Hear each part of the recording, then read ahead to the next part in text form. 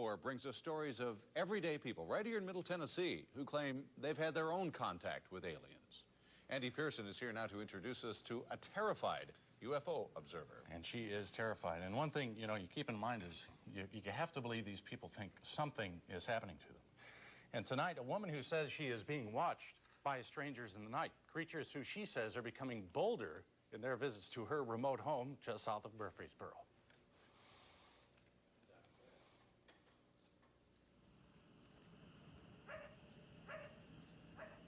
I will not be here by myself. I will not stay in this place by myself. Oh my gosh. Things I never used to be scared of, I'm scared of now.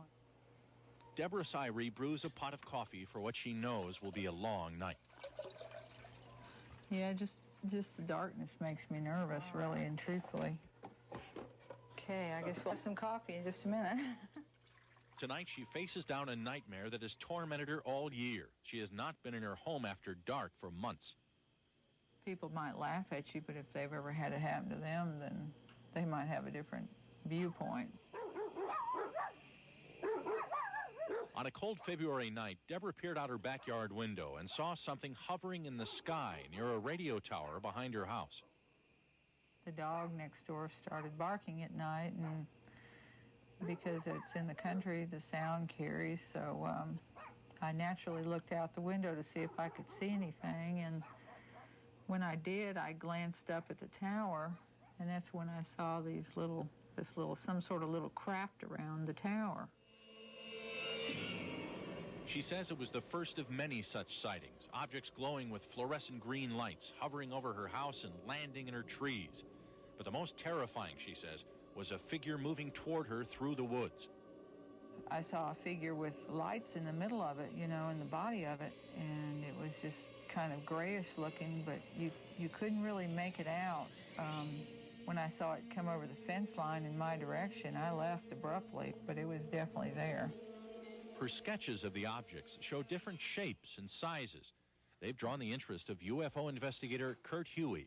Some of the descriptions of the objects that she saw, they match patterns that we've heard before from other people. Huey belongs to MUFON, an organization of UFO believers claiming 3,000 members nationwide. He's aware of public skepticism. Yes, I think most of it's just by chance, just being in that place at that time. Come on, go in. Tonight, Deborah has agreed to allow Huey and our camera crew to stake out her home. UFO believers call this a night watch. I can't say that I ever had any interest in this sort of thing, but when it happens in your front yard, you more or less have to pay attention to it. Nothing really. I'm going to have to, it's so dim, I'm not sure I can even pick it up through this. I'm excited because there's a possible sighting, but I just have to kind of keep an open mind more than anything else. There's a lot to look at out here tonight. Deborah's eyes squint at the night sky. Kurt searches the stars with his binoculars. Before long, Deborah spots a distant light she thinks is a UFO. See over my TV antenna, Kurt?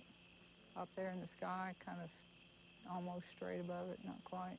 Right, I can see red and green, white, and then red and green. Yeah, that's what you usually see. Kurt isn't certain. The object they're seeing appears to be a star, and its movement is in line with the star's orbit. But Deborah insists she's seen similar objects move much closer. Oh, yeah. In my yard, where you're looking over there in those treetops is generally one of their favorite areas. Just a matter of keep looking. Huey scans the darkness. He knows many reported sightings are not UFOs at all and can be explained. I see one that looks a little funny looking. Where is it? And I don't take everything seriously, but I do believe there's something there. But I don't know. I can't tell for sure because it's so far up. Tonight, he's uncertain about what he's seen. Right straight up there, right above the tree line. I feel that it's possibly a star, but I don't know for sure. If I'm watching it, it'll come closer, But if other people are watching it, then it'll stay off in the distance like it's doing right now. To the best of my ability, I'll write down what I feel went on tonight and just log it in. And it will go in eventually to MUFON headquarters in Texas. But I will be back. I'm not, just because I may not have seen something I feel was a UFO tonight, I won't be just cutting it off. I will be back. It's a normal reaction for somebody to think this person is mentally imbalanced because they're seeing flying saucers. Well, who wouldn't think something like that? But when you actually see what I've seen... For now, she has no choice. She must endure what has become a frightening mystery. As we prepare to leave, Deborah does the same. She will not be alone in her own home after dark. Yes, I am scared. That's true. Yes, at times I do get very angry. I get very irritated to think that I can't live in my own home without being afraid, and it's not right. And I guess that's the way it's going to be for the rest of my life, because I just really, I don't feel safe anymore.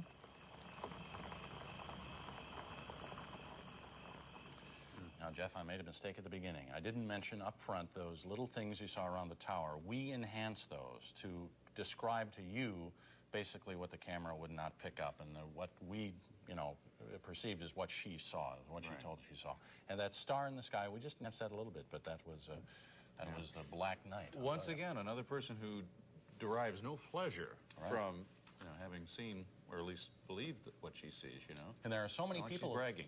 Yeah, there are so many people in Middle Tennessee who have seen or felt the same things. And hopefully, if you are out there, you can call us tomorrow night. We're going to have a call-in show with a person from MUFON, which is the nation's #1 and the largest UFO group. And we're going to have a call-in tomorrow night right here on the scene at 6. Ought to be lively. Hopefully. Out of this world. Okay, thanks, Andy. Thanks very much. Here in Middle Tennessee, we'd like to hear your opinion on UFOs. Our phone lines are open now at 737-4444. We also have an international expert on the line who has studied this phenomenon for most of his life. Andy Pearson is in our studio right now with more. Andy? I'm over in Studio A, Jeff. We are here live and waiting for your phone calls here at 737-4444.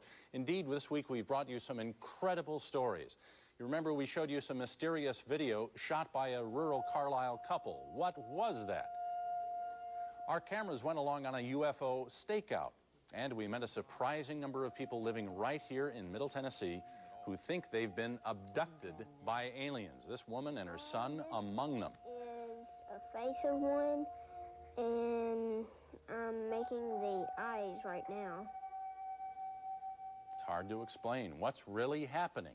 On the phone now to answer your questions from Seguin, Texas, is Walter Andrus. He's an international director of MUFON, the Mutual UFO Network. And Mr. Andrus, you're positive this isn't a hoax. Well, when you say positive, the evidence is overwhelming that we have UFOs. There's no question about that. Well, I want some folks to be able to talk to you here in Nashville. We have a caller here. What's your question? I just think as a high school student, thought that, me and a friend of mine thought we saw something when we were out on the lake. And do you think it's real, though? You thought it was real? Whatever it was real. When it was not moving in the manner of any plane aircraft that I had ever seen or known of. And about the time it got around to us, our boat engine died. And Mr. Andrus, you find that a lot of these descriptions are very similar. Isn't that correct? Oh, yeah. And I think it's also very egotistical for us as humans to think that with all of the planets and moons and stars and everything there are in it that we can ever see, plus those that we can't, that we are the only intelligent life anywhere. Let Mr. Andrus respond to this. What do you think? I concur with the person's opinion, because we are just a little speck of sand in the wide, wide universe. Well, what have you seen? The sightings do repeat. We plug these into a computer, and we have 255 different fields we could measure, and you find that many of these are repetitive all over the world. Right. Coming from entirely people that may have read about them, may have read nothing whatsoever, especially people being interviewed in Africa and places like that. We have another caller for you. Do you mind if I interrupt here? Go ahead, caller. Yes, I was calling in reference to a thing that we've been seeing here in Centerville. Red and green flashing lights moving at speeds that even the jets that we see go by, they're not going that fast. And you know, we've watched them several nights in a row, and they move straight up and down, and they hover for long periods of time, and it's not like any other aircraft that we've ever seen. Sound familiar, Mr. Andrews? Do these objects move across the sky? Yes, they do. They move vertical and horizontally. Well, large distances, I mean. Yes, at very large distances and at very rapid speeds. I've sat out on my porch and with my stopwatch looked at jets as they go across the skyline, and it takes them 2 to 3 minutes, where this object moves in about 15 seconds. Do you think some of this may be military, Mr. Andrews? Thanks for the call. Well, no, it's pretty hard to say something that fast if his timing is correct, and we must assume it is, because he was doing the timing.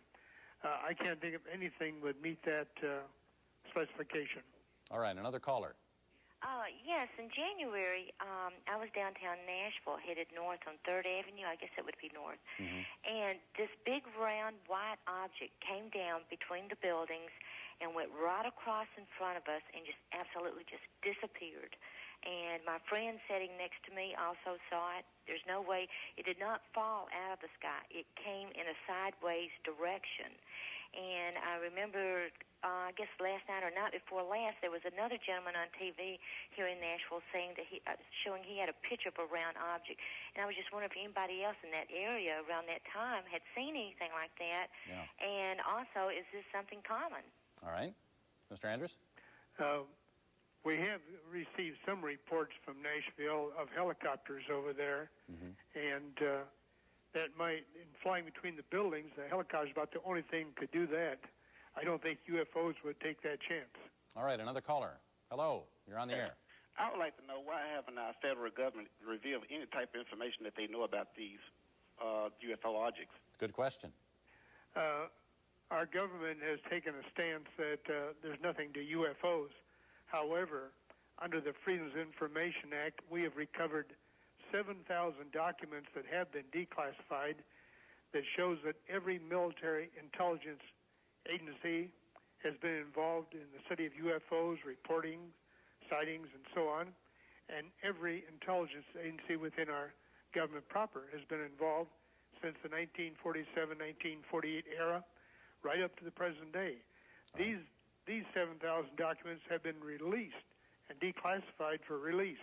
I don't mean to cut you off. I just want to get as many... that have never been released. Okay, I just want to get as many callers in because I know people want to call and talk to you. Our next caller, hello. Yes, I was just wondering, a couple years ago, you had a newscast on a black charred object in Spring Hill. I think Leo Loudenslager. Could that have been caused by alien of some sort? Mr. Anderson, I know that's tough for you to comment. I guess that's a good question. Sometimes we think of UFOs as being mysterious. Is anything just blatantly physical that you've seen? Mr. Andrews. Oh, okay. Go ahead. I'm unable to answer her question, but yes, the whole subject is mysterious. It's probably the greatest scientific enigma of the space age. That is the resolution of the UFO phenomenon. Well, we probably hear a lot of hoaxes, though. I'm sure you have people calling you that these things can be explained. Well, we find that after a thorough investigation of the raw reports we receive, that means going out and interviewing the people that have had the sighting, go to the scene, try to determine what else it might have been. We find that 80 to 90% of these raw reports phoned to us can be explained as something mundane. It's a 10 to 20% residue that defies any earthly explanation, or we call the real UFOs. Okay, we have 737-4444, another caller. Hello. Yes, sir. I was wondering, is there any particular reason or any justification anyone can give as why none of these objects are being picked up by any type of radar device or any other type of military look-and-see type things that they have out there? Are they stealth? Yes, UFOs can be picked up on radar quite a bit of the time. They may have a stealth capability, as our stealth aircraft do, but for many years they've been picked up on radar. Jets have been sent out to chase them. So, yes, they are picked up on radar. Okay, another caller. Hello. I was wondering to ask Walter what he thought of the cattle mutilations in North Alabama. Are the UFOs involved in that? Yes, they have been. Linda Moulton Howe has spent a lot of time down there in February and March of this year and has given several talks and shown pictures of the animals, and they have also some videotapes of the lights that have been seen in the area. You know, I'm not sure this week we really answered any questions. I mean, it's still as big a mystery. When are we ever going to get an answer on this straight? The only straight answers we're going to get are the ones that citizens and groups like the Mutual UFO Network systematically go out and obtain. And eventually the government will come back and release what they know, but it's going to be coming out gradually.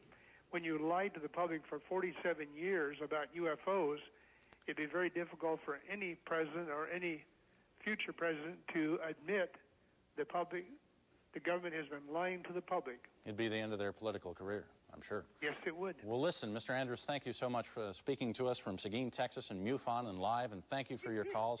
Not sure we've really answered any questions here, Jeff, but been fun.